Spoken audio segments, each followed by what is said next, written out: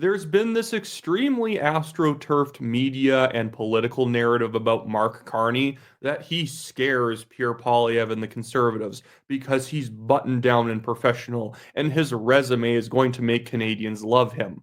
One, that's not how people actually vote. And two, Mark Carney is extremely bad at this. There's this great report out from The Breaker in British Columbia. You guys should go give The Breaker a follow. I will link this short article down in the description and pinned at the top of the comments below. Mark Carney thinks that fentanyl is not a problem in Canada. This is one of the most delusional things I have heard any Canadian politician say in the last few years. Because if there is one issue that you do not downplay the seriousness of in Canada or just in North America in general, it is the opioid crisis. But because Mark Carney is high on the idea that Canada's great and America sucks, he can't admit that our fentanyl crisis is as bad, if not worse, than the one in the US. Take a look at this. Can we influence Trump? A bit. A bit. And then we got to pretend we didn't.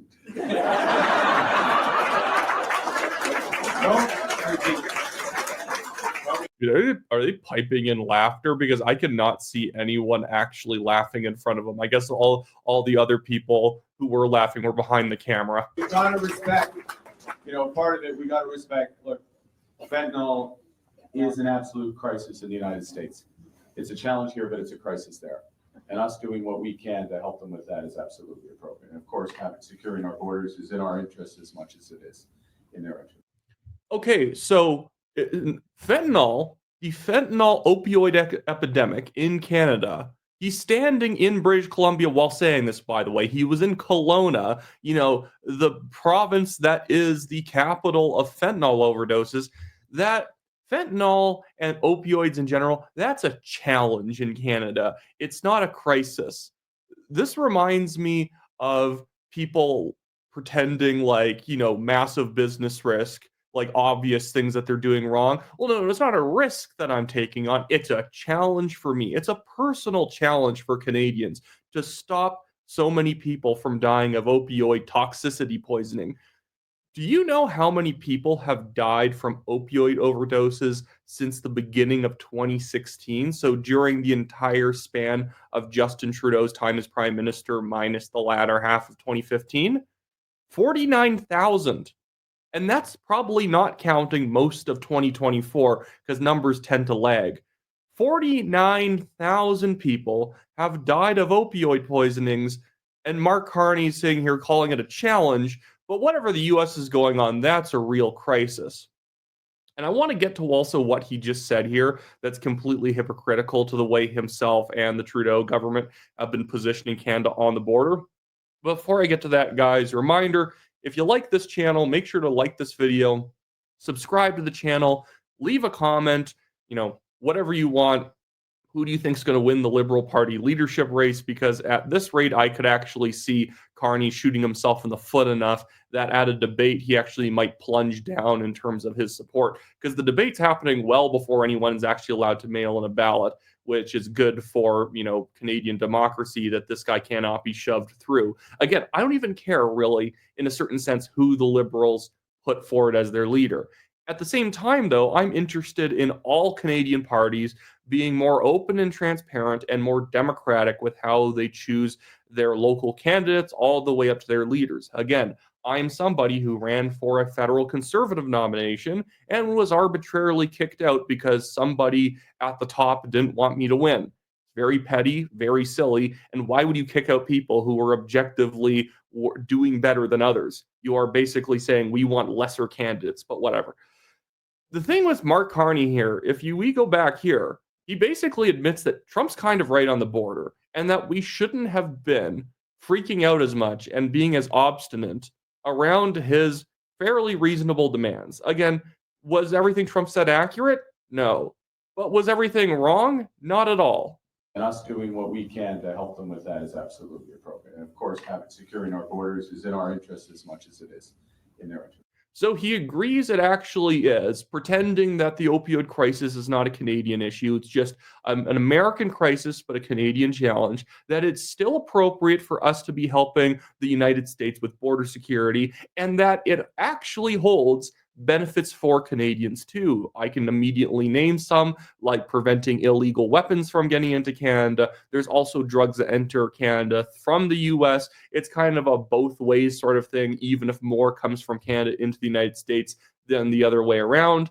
Again, stats showing only 1% of fentanyl is seized on the Canadian border compared to the Mexican border. Yeah, seized is the operative word here because that means you have found it. When you don't defend the Canadian US border, when the actual border security is pretty low tech compared to what they have along the US Mexico border, obviously you're not going to seize anything. If you don't have any cops or prosecutors in a county, you might find out that you never charge a murder or a shoplifting incident because there's nobody around to do it. That's kind of the problem we have right now in Canada. We don't do all that much searching, so we don't find all that much. But again, Mark Carney admits it's good for us to actually be doing this. Then why have we been shooting ourselves in the foot and basically begging for a trade war to happen? Maybe it's because the liberals want to pump up their poll numbers with an artificial trade crisis and try and recast themselves as the Canada party. We're the party standing up for Canada, even though we could have spent a fairly moderate amount of money on border security and avoided this entire thing. In fact, actually helping Canadian US relations.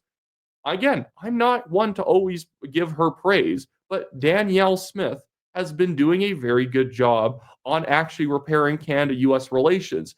I might make a video on this, but when all the premiers went down to Washington and visited the White House, it was very telling that in all the media that all the premiers put out, really it was only Danielle Smith who truly put out a statement of talking about how this is actually a good thing for us to be able to build Canada US relations. We can talk about our mutual interest in securing the border. Every other premier is just sitting there saying, I'm going to tell them how much they need Canadian softwood. I'm going to tell them how much they need blah, blah, blah. It's like, guys, read the room. It's not about that. Stop posturing. I know every single one of them when they enter that room and Trump and his advisors start talking about border security. None of them are going to chirp up and say, you actually need a bunch of our canola oil. Do they? Maybe. But that doesn't really matter right now when we're talking about border security and you're in the room with the guy who has 10 times the GDP that you have. My goodness. Anyways, before I close out the video, I just want to comment on one more thing currently going on in Canadian political media or news. So, Pierre Poilievre did a sit down interview with Juno News, which is what the True North Center has changed its name to. I guess Candace Malcolm and Cian Bexley are working together now. But in a sit down interview with Candace Malcolm, it appears, Pierre Poilievre committed to reducing immigration rates from what they currently are at around, I think, 395,000. They were previously 495,000 before Mark Miller did a fairly paltry 100,000 cut. But Poilievre is committed to having a range of 200,000 to 250,000 in line with the amount of houses being built every year. I got to say, it needs to be 100,000 less.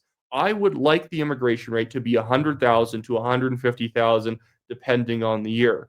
We shouldn't be matching the amount of people entering the country with the amount of houses being built because we've had way too many people coming to the country over the past decade. And what we need is we need a recovery period. That doesn't mean zero. Zero is inflexible. I'm willing to have 100,000. At the same time, I want a point system and I would even want regional caps because I don't want every single new immigrant coming from the exact same location of the world because it kind of hurts the whole, assimilation thing when if you arrive to the country, you can just hang out with other people who came from your area of the world and you never have to learn English. Canadians, young Canadians living in their parents' house cannot move out right now and buy a new house. And if we want housing prices to actually fall or stabilize enough that these people can save and move out, then you're going to want an immigration deficit in comparison to what the housing build rate is. Right now, every year we build between 200,000 and 230,000 new units. And again, the problem is that there's a certain amount of houses that get bulldozed, and so there is probably about 10 to 15,000 units of housing that are just completely wiped out that are part of that new housing build. So it's not like we completely purely added on top of what we already had. And then again, a lot of people are trying to move out of other living conditions to new homes. And so I don't want those homes to stay at their sky high prices. We can't stay up here. We need to come down here. It's not enough right now just to stabilize. We need to actually return to reasonable prices through stabilizing the market forces of supply and demand by not having artificial immigration demand on housing. So I hope Poilievre will reconsider. It needs to be 100,000 to 150,000 at least for 5 years. Then maybe every year after that you can increase it by 25,000. I still want like a point system in place, as well as I think visas. We need to reform the system so that people cannot keep renewing temporary foreign worker visas to stick around. If you stay here for a 2-year working stint, you should be going back to where you came from. And then there should actually be a hold where you cannot reapply for another year. So again, it can't just be this chain of people sticking here forever, even though they're not actually citizens or even permanent residences. We have 3 million people currently in this country who are not actually citizens, they're temporary foreign workers, and that they are coming up for renewal on their worker visas. I think that the Conservatives should basically renew not more than 20% of them and let a lot of people leave again to take pressure off our current housing supply. I would way rather have a glut in the housing market of not enough buyers for a little bit, and then we can return to more, slightly higher levels of immigration. I don't want it crossing the 250,000 line because I think we've tried that for too long and it's proven to be mostly a detriment. I know, yes, it helps the GDP to have all these temporary foreign workers around, but the GDP per capita has been deeply hurt. Obviously, if you bring in people who are willing to work at bottom level prices, it's going to help a lot of companies. But the country does not run simply for the benefit of some companies or the government. It has to be run for the benefit of everyone. That isn't arguing for equity and everyone should make the same amount of money. I don't care if someone makes a massive amount of money and some person doesn't. The whole point, though, is I don't want there to be 95% of people making basically nothing because you can always bring in someone else who's willing to do it cheaper, who doesn't really care about their living standards because they can always leave. Anyways, so that's it for me today, guys, for realsies this time. Remember to like the video, subscribe to the channel, leave a comment, and I'll see you guys next time.